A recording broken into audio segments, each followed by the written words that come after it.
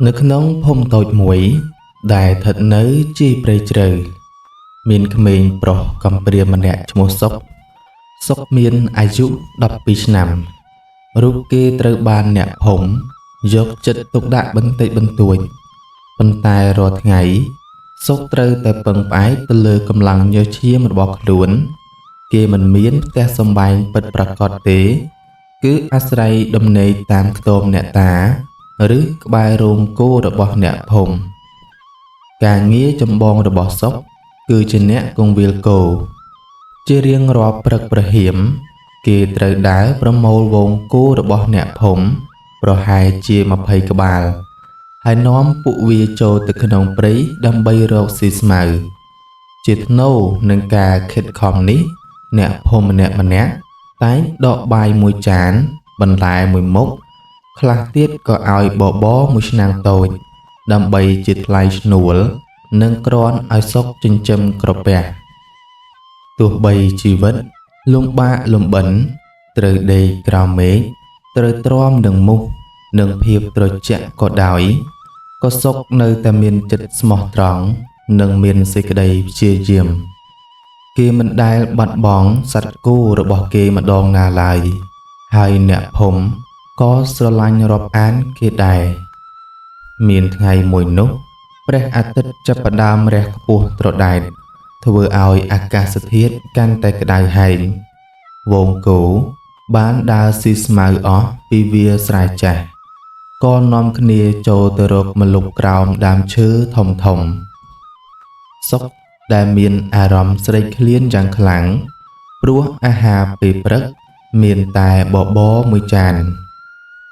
sốc co xâm rạch chất đà trồ trừ tức nông prey bình tĩnh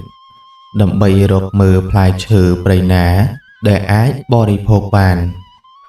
kỹ đà bàn ngay chiêng thòm đá rồi hột đò hót nới nâng cầm lặng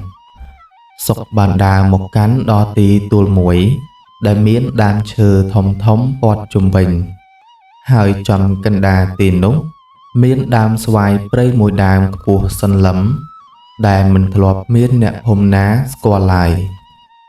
cào mà lục xoay nút miến bùn lư chầm lại mũi ban trăng nạch sọc kỳ đà từ chất sắp tay bật tẹt khơi plai xoay mùi plai thống xoay nút thông chiêng xoay thòm đá thuê đòn miền ruột mù trầu vén hai ở quay để plai bom phốt cứ plai xoài nút miền bò bạc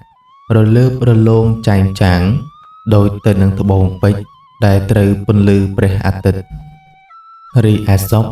mình đã khơi plai chữ để miền bò chấm lái bạp ní pin môn một tỷ kỳ xâm lăng mờ xoài bạc nút đòi chất xẹt từ pro khai cray chia plai chữ miền bự bần tài phiệp sấy liền đại vía nhớ nhớ nước nông cọp bè thua ai kê plek ó nơi ca phơi khai tiếng ó kê cơ lục đầy bè plai xoài nước một cành hai thùng khăn cọp ngồi ngục đại mình ái pon nhiều bàn đói mình bong ong dũ sọc có ham plai xoài bạ nút môi mắt giang nhanh bị xà rụt chít rồi bong vía em đôi chít tật om rật thua ai kim min cầm lăng làng vinh liềm hai phiệp ở cầm lăng tang pon mán co rồi lưới bắt ở từ khi co xâm rạch chất body phô plai xoay bạ nút rồi hốt ở miền sòl lúc si xoay bạ ở hải sốc có ban trở lọt từ rộp vốn cô vĩnh đòi arom rị rì phía đa tự đòi việc mẫu khi có ông quý xâm rạc còng đám chư mùi thầm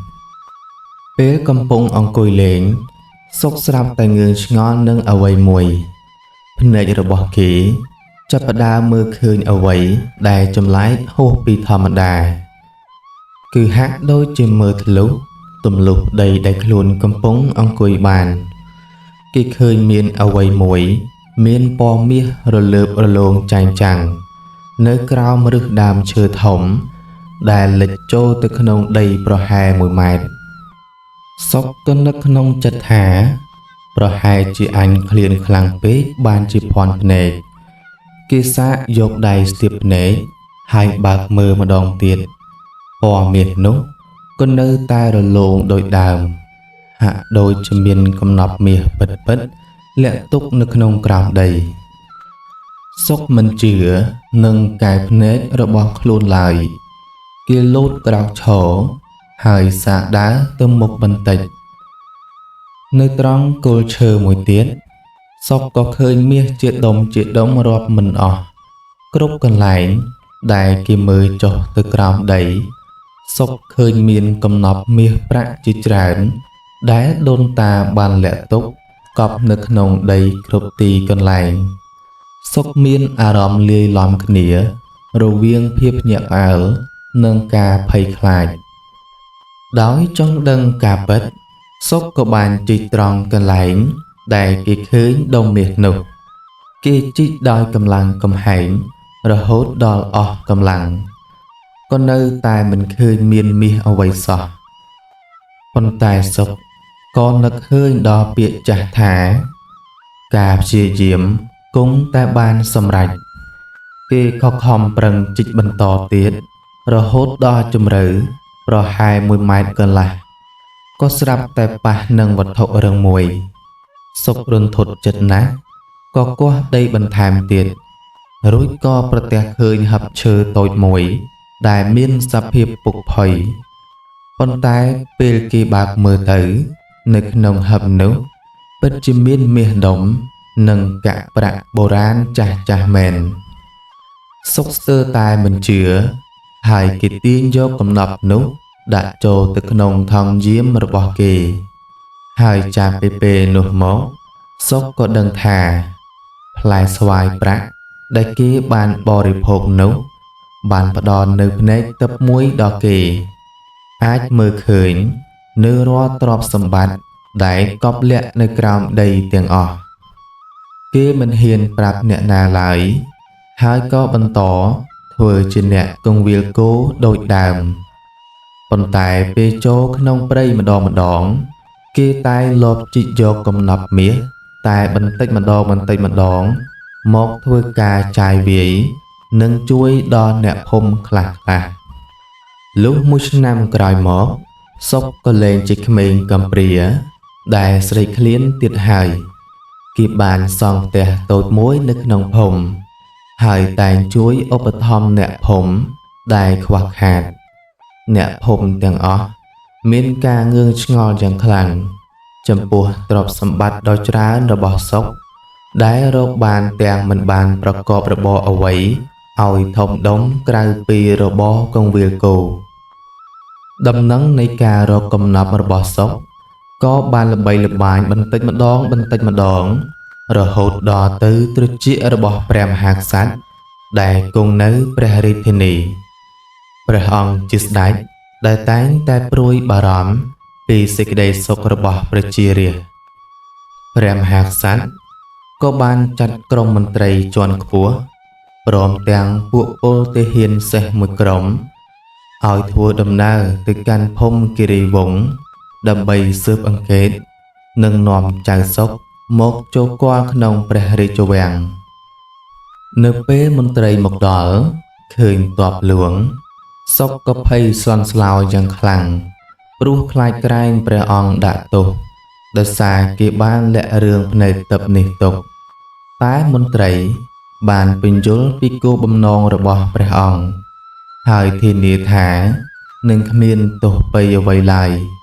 គឺព្រះអង្គចង់តែជួបសុកទាល់តែប៉ុណ្ណោះរីឯសុកក៏ត្រូវបាននាំខ្លួនឡើងសេះហើយធ្វើដំណើរយ៉ាងវែងឆ្ងាយឆ្ពោះទៅកាន់ព្រះនគរពេលទៅដល់រាជធានីគេពិតជាភ្ញាក់ផ្អើលជាខ្លាំងចំពោះភាពអស្ចារ្យនៃទីក្រុងធំនិងកំពែងវាំងដែលខ្ពស់ស្កឹមស្កៃលុះពេលចូលគាល់ព្រះមហាក្សត្រទ្រង់ក៏បានសាកសួរសុកអំពីរឿងរ៉ាវទាំងអស់តាំងពីដើមរហូតដល់ចប់សុកក៏លុតជង្គង់ថ្វាយបង្គំហើយទូលថ្វាយដោយសេចក្តីស្មោះត្រង់នៅរឿងរ៉ាវនៃផ្លែស្វាយប្រាក់និងសមត្ថភាពដ៏អស្ចារ្យដែលខ្លួនបានទទួលដើម្បីបញ្ជាក់ការពិតព្រះមហាក្សត្របានធ្វើការសាកល្បងសុក នៅក្នុងទីលានធំមួយនៃព្រះបរមរាជវាំងព្រះអង្គបានត្រាស់បង្គាប់ឲ្យក្រុមជាងមាសយកដុំមាសតូចមួយទៅកប់នៅកន្លែងណាមួយដែលមានភាពស្មុគស្មាញបំផុតហើយចាត់ឲ្យចៅសុកដើររកសុកក៏បានបិទភ្នែកមួយសន្ទុះហើយប្រើភ្នែកទិព្វរបស់ខ្លួនគេបានដើរត្រង់ទៅកន្លែងមួយដែលមិនអាចនឹកស្មានដល់គឺនៅក្រោមទម្រជើងសសរមួយនៃរោងដំរីគេទូលថ្វាយព្រះអង្គថាមាសត្រូវបានកប់នៅទីនោះក្រុមទាហានក៏នាំគ្នាជីកហើយពិតជាប្រទះឃើញដុំមាសដែលលាក់កប់ទុកនោះមែនចំណែកព្រះមហាក្សត្រនិងក្រុមមន្ត្រីទាំងអស់ក៏មានការកោតសរសើរនិងរំភើបចិត្តជាខ្លាំងព្រះអង្គដឹងថាសុកគឺជាបុគ្គលដ៏សំខាន់ដែលព្រះជាម្ចាស់បានប្រទានមកសម្រាប់នគររបស់ព្រះអង្គព្រះមហាក្សត្រក៏បានប្រកាសតែងតាំងសុកជាផ្លូវការនៅឋានន្តរស័ក្តិដ៏ខ្ពង់ខ្ពស់មួយដែលមានងារថាបរោះនៃទិព្វឬអ្នកប្រម៉ែប្រមូលកំណប់ជាតិ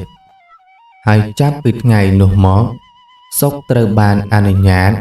ឲ្យស្នាក់នៅក្នុងព្រះបរមរាជវាំងហើយមានភារកិច្ចប្រើប្រាស់ភ្នែកទិព្វរបស់ខ្លួនដើម្បីស្វែងរកកំណប់មាសប្រាក់និងទ្រព្យមហាសាលដែលបាត់បង់របស់ដូនតាខ្មែរសម្រាប់យកមកកសាងនិងពង្រីកនគរឲ្យកាន់តែរីកចម្រើនអតីតក្មេងកំព្រាជាអ្នកគង្វាលគោដែលធ្លាប់ដេកក្រោមមែកឈើឥឡូវនេះបានក្លាយជាមនុស្សសំខាន់បំផុតមួយរូបនៅក្នុងព្រះនគរទោះបីជាមានឋានៈខ្ពង់ខ្ពស់ក៏ដោយក៏សុខ